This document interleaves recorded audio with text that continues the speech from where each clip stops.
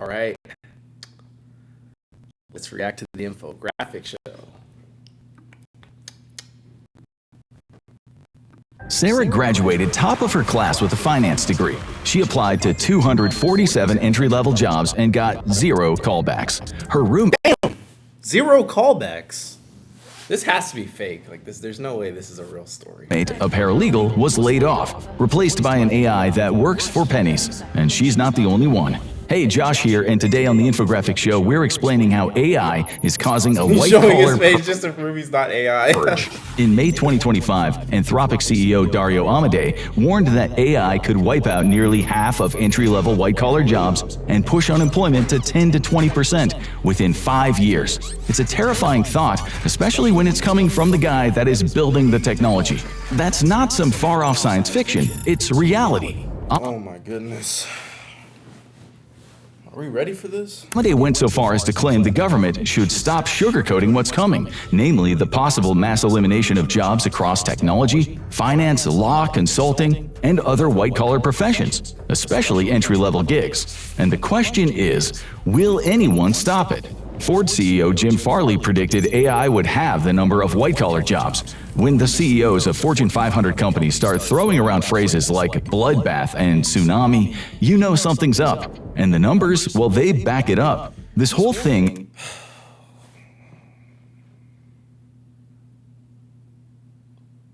I don't understand why they're making this information public. Like, it feels like they should be hiding it. Like, are they trying to push this so that investors get excited, or are they doing this to like be transparent? Because like you would think if there was really this like job apocalypse that we keep on hearing about, why wouldn't they be like trying to keep it secret?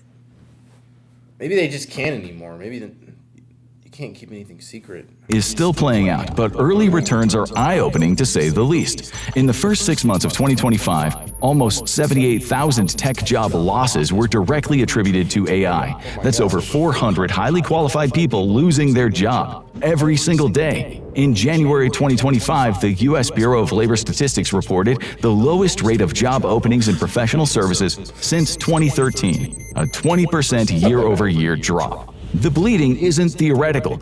Based on an analysis of 180 million job postings, computer graphic artists fell 33% in 2025 after dropping 12% in 2024. Corporate compliance percent in 2025 after dropping 12% in 2024. What? Wait, so this is for that year? Or is the 33 also comprised of the 12? Because that doesn't make any sense, but I'm just going to go with that in my head to feel better about myself. 4. Corporate compliance specialists dropped 29% in 2025. These are college-educated professionals with specialized skills whose prospects are melting away, not factory workers being replaced by robots. Remember when your parents I lost it because I was real intelligence. told you to get a college degree for job security? We should probably talk about that. McKinsey, a leading consulting firm, estimated that generative AI could automate activities that currently represent between 60 to 70% of the working time in certain office occupations. Need a translation? Most of what entry-level workers can do can now be done by software, apparently. Customer service naturally was the canary in the coal mine. AI-powered chatbots already handle more than 85% of first-level support requests in large tech companies, up from 30% in 2020. Experts are predicting that number will reach tech companies, up from 30% in 2020. I don't even know what to say to that. That's 55%.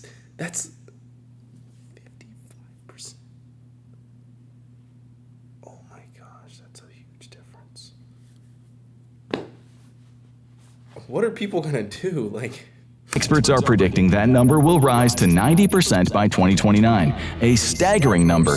In just 5 years, the human touch is nearly gone, and it's not stopping there. Salesforce CEO Mark Benioff confirmed his company cut another 4,000 customer service positions following the rapid integration of AI agents handling roughly 50% of customer interactions. Imagine walking into your first office job and discovering half of your coworkers are software. Law firms might have... You know what no one's paying attention to also? Startups. They're not hiring either because they don't need to as many people. They can just run with 5 people. Whereas in the past, they needed like 30. That's really where it's going to start to really hurt people. Because you're going to see everybody's going to be looking at the big companies and all their cuts, but then the startups are just going to slowly. And it's also an opportunity though, because like most likely there's going to be UBI. There's no way there's not UBI, universal basic income. There has to be. It's not going to be much, but I don't know. It'd be interesting to figure out like some of these plans, what would work for America and the world, because there's probably gonna have to be basic food that people are given, and then along with that, I don't know how this is gonna affect the real estate market. Are they gonna like give people housing credits like in the military? The gig economy, a lot of different freelancing work and stuff like that is going to explode. Some interesting things are going to happen. I don't know.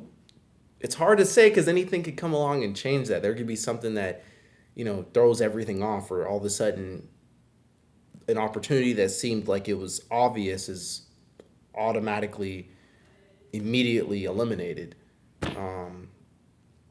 But yeah, this is going to be interesting to navigate and figure out. It's going to, the best approach is always going to be a mixture of being a little nervous to push you to take action and take steps, but also being reasonable and positive and looking for opportunities. And, if you're not maybe the number one guy who can start something, maybe you can join somebody who is starting something and helping them build their thing up. But yeah, it's going to be interesting. Thought that they were safe behind their degrees and expensive suits. Well, they're not. Tools like CaseText conduct legal research and draft contracts in mere minutes, a task that previously took a junior lawyer hours. Things are getting dire. Paralegals are now facing an 80% risk of automation by the end of 2026. Remember how lawyers used to What bill... does that mean, 80%? Does that mean 80% of their work, or 80% chance of being 100% automated? Or does that mean 80% of them are going to be automated? Like maybe there's some... I wonder if this is just going to be like a situation where you have like 70% of the employees you used to have, their work is heavily automated, and so they're managing things basically. Or is this going to be a situation where so the other situation would be that you only have 10%, and that would be dire.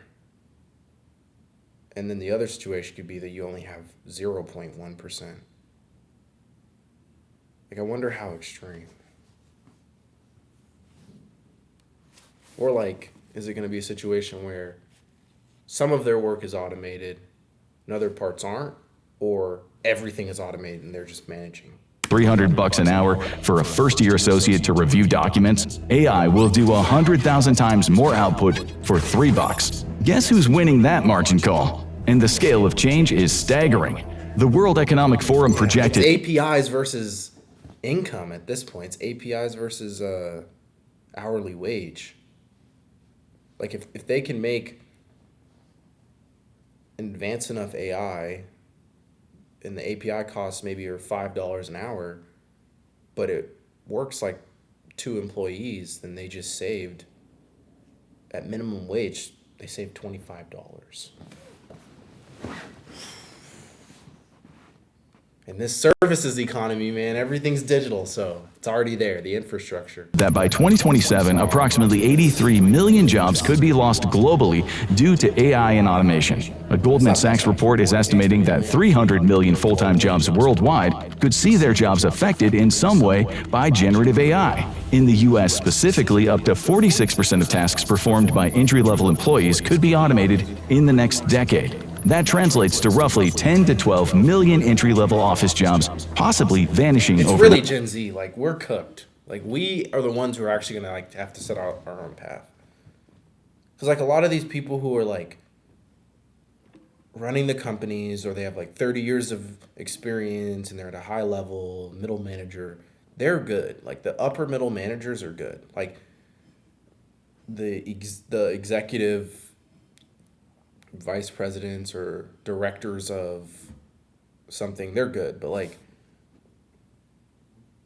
yeah, those entry level people, oh my goodness, it's rough. It's rough. Right. You want to know what's really happening? Just listen to what companies are actually doing, not what they're saying in their press releases. A few years ago, IBM's CEO was stating that the company planned to halt hiring in almost 8,000 roles that could be replaced by AI. Human resources and administrative support were in the crosshairs, representing about 26,000 employees. In 2023, Accenture announced the cut of 19,000 jobs, mainly among non-billable and entry-level staff, while increasing its investment in training and deploying generative AI. Amazon is the latest to enter the entry-level apocalypse. They announced 16,000 corporate job cuts, half of the 30,000 estimated since October, all in the name of AI and efficiency. For a company with 1.5 million employees, that might sound small. The problem is that like, even though the AIs aren't really that advanced right now, like entry level people, that they're coming in, they're trying to figure things out. So like,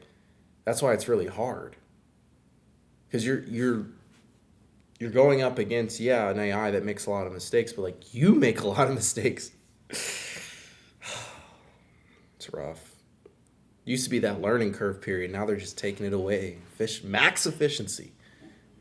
Until you realize it is 10% of the corporate hierarchy. Notice the pattern: fire the humans, invest in the robots. It's not even subtle anymore. JP Morgan's managers have been told to avoid hiring people as the firm deploys AI across its business. That is one of the world's largest banks essentially just saying, "We're good on humans, thanks." And things can get even more dystopian. If you're We're good on humans. college undergraduate, now might be a good time to plug your ears. Internships, yes, the sacred American institution of getting coffee and making PowerPoints for college credit, is dying. Listings have fallen by more than 15% from January 2023 to January 2025. At the same time, applications have dramatically increased. The decline is even more severe in high-paying fields. Technology postings dropped by 30%, and professional services postings dropped by 42%. Dropped by 30%, and professional services postings We're in this together, guys. dropped by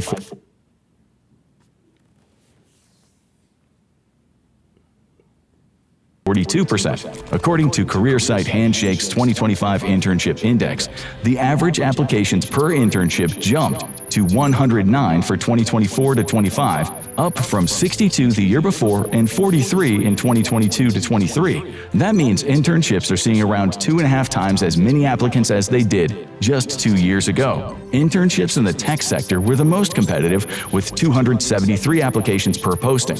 That was followed by financial services at 192 and professional services at 187. Internships are now a battlefield.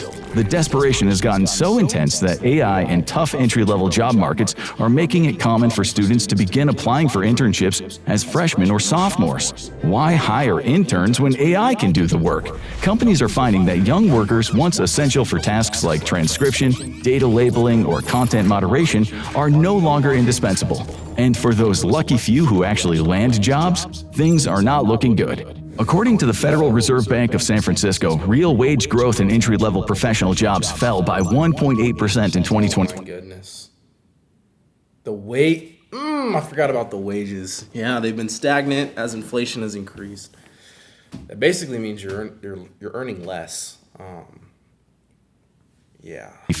That's in contrast to a 2.4% increase across the overall economy. So while everyone else is getting raises, entry-level workers are getting pay cuts. Because when there are 273 applicants for every tech internship, why pay more? Welcome to the new reality. And the math in general is just brutal. And if you increase salary, like if you increase someone's salary by 1%, and inflation's 3 or 4%, that's a decrease. 2024 MIT study found that the adoption of AI led to a 19% in job postings involving repetitive cognitive tasks. But for every new job created by AI, 2 or 3 junior jobs disappear or are never posted. So AI creates one. If you're really a high-level person who can demand like a nice or high-level salary and good terms, you really got to demand in your contract that like your salary is increased based on like it has to be increased based on inflation and some. So like if inflation, like a dynamic salary increase based on inflation. So like if inflation is 8%, they have to increase your salary by 8%, and then you get your performance bonuses on top of that. People aren't thinking about that though. That's negotiations you got to figure out before you even apply for a job. $150,000 machine learning engineer position while eliminating 3 $50,000 entry-level analyst jobs. Sure, the total payroll might be similar, but tell that to the 2 people who never got hired in the first place. Every time someone predicts a job apocalypse, skeptics trot out the same argument. They said this about the printing press, the steam engine, the computer. And time again, technologies that were supposed to wipe out whole categories of work ended up doing something quieter and stranger. They actually changed how people work without erasing the work itself. Jobs adapted and roles shifted. New tasks appeared alongside old ones. Entire professions reorganized themselves around the new tools rather than being crushed by them.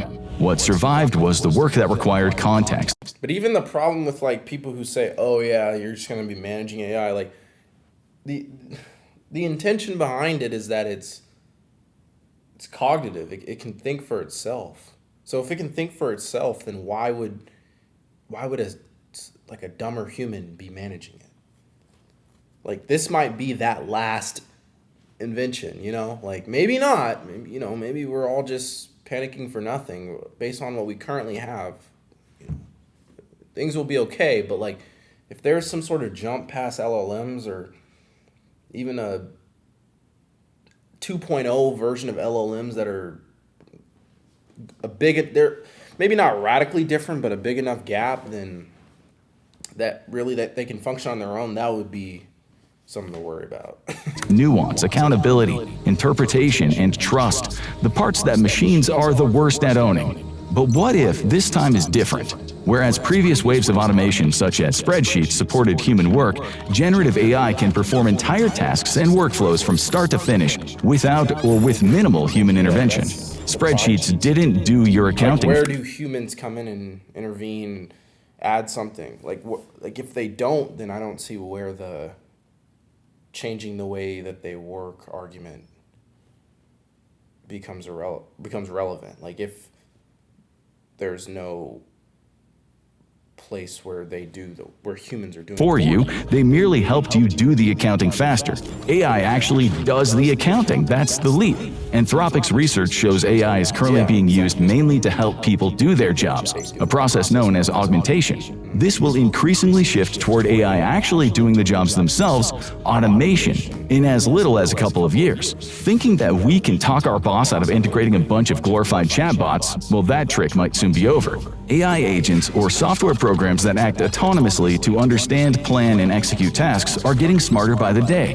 They interface with existing tools and system networks as needed to fulfill user goals. These things don't need bathroom or coffee breaks, health insurance, or performance reviews. They just work. But what happens when an entire generation can't get entry-level jobs anymore? They're about to become another casualty in an economic disaster that's unfolding in real time. AI could destroy the very architecture of professional careers. Entry-level positions matter. They teach skills, enable upward mobility, and keep the pipeline of talent flowing to mid and senior level roles. Remove them, and the future workforce collapses. Companies need senior employees with experience, judgment, and institutional knowledge. But those people don't just materialize out of thin air. They start as a nervous 22-year-old, making mistakes on small projects, learning the ropes by doing and building key skills over the years. If you eliminate all the junior positions, where do you find the future senior employees? It's like You automate them. moving the minor leagues and wondering why you're not producing the same caliber of major league players in 10 years. The immediate economic consequences are spreading fast, and you need to brace yourself for the fallout. Look no further than the student loan repayment predicament. As of December 2025, 1 in 3 borrowers are making payments more than 90 days late. 1 in 5 have stopped paying altogether. A projection from the Congressional Budget Office warned that if the 5? That's bad. That's bad. That's 20%. current trend continues, student loan delinquency could rise even more. We are already on the precipice of what many are calling the default cliff. Young people struggling to keep up and staring off into the abyss. Students are told education is an investment in their future. Now that investment is actively shrinking their job prospects as entry-level finance roles are automated faster than they can even apply. The unemployment rates for people aged 22 to 27 with at least a bachelor's degree. Can you imagine? You got a room full of 100. 20 of them ain't even paying. 30 of them are late. Is consistently higher than the national rate. We've created a system where the more educated you are, the harder it is to find work. College is becoming a luxury purchase that decreases your employment prospects. That's not how it was supposed to work. I don't know if that's true. And I actually disagree with that because I think, well, it depends on if you have debt, but like the problem with these statistics is that they're not entirely, they're lacking context. They're lacking important context. So like if you get a college degree and then you get a job that has nothing to do with your college degree, yeah, you wasted 4 years for this job particularly, but that's not going to like decrease your chances of getting that job. They're not going to say, oh, well, you have a college degree, so we're not going to hire you. It's more like there's oftentimes this overqualified thing where like if you try and earn based on your college degree more money, then you might technically be overqualified and not get the job, or you know they'll find someone who does the job just as good. Like if you're a Starbucks barista and you got like a degree in economics, like you want to get paid at bare minimum like a person who got out of college on average gets paid, or like an economics degree major, and they're like, no, not gonna happen. The ripple effects compound. Unemployed graduates don't buy houses. They don't start families. They don't consume at the levels economists projected when they took out their student loans. They move back in with their parents, delay major life decisions, and watch their savings evaporate, all while AI does the jobs they trained for. There are a few subset career paths that may well survive this. The economy affects a lot of stuff. Yeah, it's kind of obvious that, you know, when the economy's doing well, there's a lot less problems, social problems. And when the economy's doing bad, there's a ripple effect. AI white-collar purge. While software engineers have every reason to panic, plumbers and electricians are chilling. The data backs this up. Parents overwhelmingly point to trades as safer than digital roles. These roles are seen as AI resilient compared to their tech field peers. And if you're entering the tech field, make sure you are the one. And then the robots come. Learning to build the data centers, not just run them. Just ask NVIDIA CEO Jensen Huang, who recently told the World Economic Forum. Watch my video about Figure AI. I was reacting to, I don't know if it was like their product trailer, but robots are coming. So just wait on everybody will get their comeuppance. unfortunately. that he foresaw a lot of six-figure jobs being unlocked as part of the unending AI data center build-out across the globe. It's part of what he calls the greatest infrastructure project humanity has ever undertaken. Meanwhile, the United States is short of hundreds of thousands of factory workers, construction workers, and auto technicians who remain in sharp demand. It turns out real job security was the manual labor we looked down on along the way. The electrician who fixes the server farm has better prospects than the paralegal who got replaced by the server farm. So what's actually happening? Alarmists see a white-collar apocalypse, skeptics point to false alarms, but realists know that most experts expect shrinking growth or outright losses by 2030. Still, unemployment has not spiked. The data is consistent with either a normal technological transition or the early stages of something far more disruptive. Which path will we be on in 5 years? Whether this becomes a catastrophe, far more disruptive, Helpful at all. with either a normal technological transition or the early stages of something far more Well, what else could there be? disruptive. Which path will we be on in 5 years? Whether this becomes a catastrophe or just another economic transition depends on choices being made now about how we deploy this technology. It's like saying everything is going to be okay or everything will be terrible. Like, distribute the gains and what we do about the people we leave behind. And Sarah is still out there, 247 applications deep, watching AI chatbots send her automated rejection emails after one scan of her resume for jobs that AI will eventually do entirely anyway. Her friend who went to trade school, well, she's got 3 job offers and is currently negotiating with the one that pays the most. Guess who's winning in this new economy? Now go watch AI Has Already Won, you just can't see it yet. Or click on this. all right. That's good. Little informational, relevant information only a month ago, but yeah, I don't know. Tell me what you guys think about the job market. Do you guys feel nervous? Do you guys feel like, I'm gonna figure this out? I'm gonna, do what I gotta do. And yeah, I don't even know what to say.